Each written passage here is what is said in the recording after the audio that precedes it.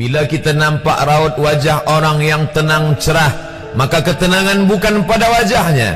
Bila nampak orang melangkahkan kaki dengan tenang penuh wibawa, maka ketenangan bukan pada kakinya. Bila tampak ayunan tangannya tak tergesa-gesa, maka bahagia bukan pada tangannya. Di mana letak bahagia itu? Ala fil jasadi mudghah. Ketahuilah dalam jasad ada segumpal, ada sekepal, ada sesuap. Idza salahat salahal jasadu kulluh. Kalau yang segumpal itu baik, maka yang lain ikut menjadi baik. Wa idza fasadat fasadal jasadu kulluh.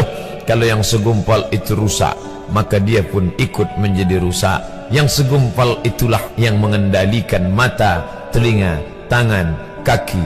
Yang segumpal itulah tempat rindu, benci, marah, ridha, ikhlas, fasik, hasad, kufur. Di sanalah bersemayam rindu dan benci. Maka jangan terlampau benci. Habib habibaka haunamma.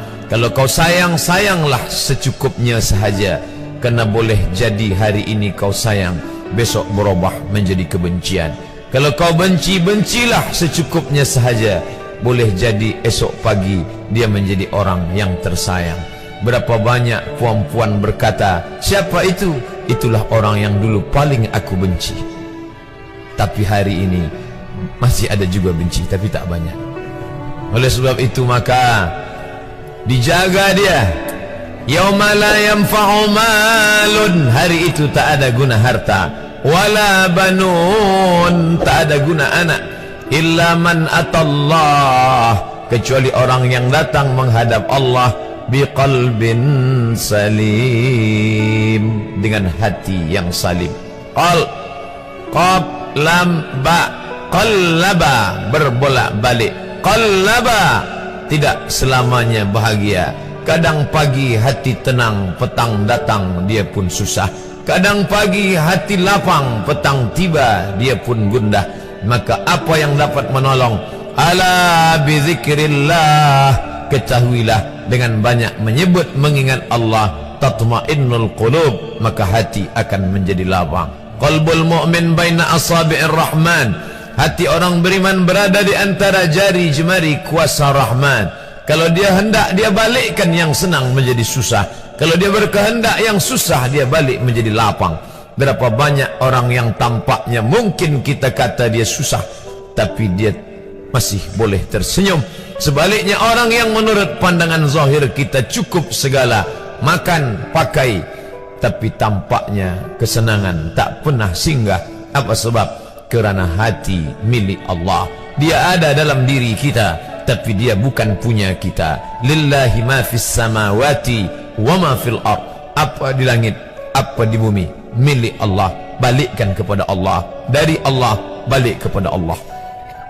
Senang mengucapkannya, payah mengamalkannya, lebih sulit memasukkannya ke dalam hati. Oleh sebab itu maka apa cara supaya hati menjadi lapang? Yang pertama, iman. Mesti ada iman. Percaya bahawa dia ada walaupun tak tampak oleh mata.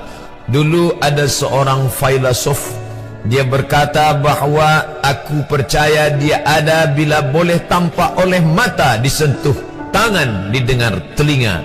Tapi bila tidak dapat ditengok mata, dipandang mata, didengar telinga, disentuh tangan, maka dia tidak ada.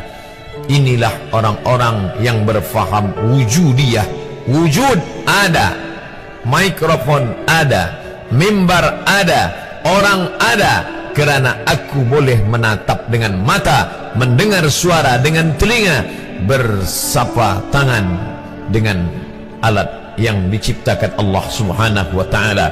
Tapi kita mengenal dia bukan kerana rupa.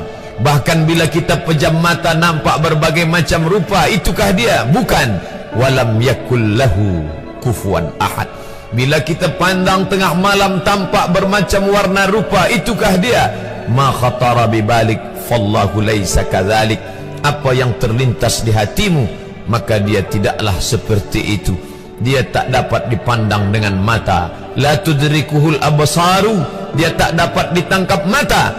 Wa huwa yudrikul absara, dialah yang dapat menatap mata. Jangankan dia, wajah kita pun kita tak boleh melihatnya. Siapa yang boleh melihat wajahnya?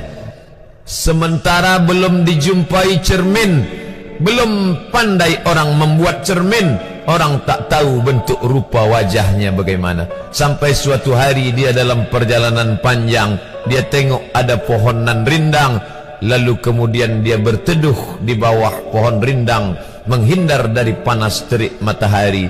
Di bawah pohon rindang ada kolam air, maka saat dia akan mengambil minum dari air kolam, disitulah dia melihat wajahnya. Oh, begitu rupa wajah di dalam air kolam.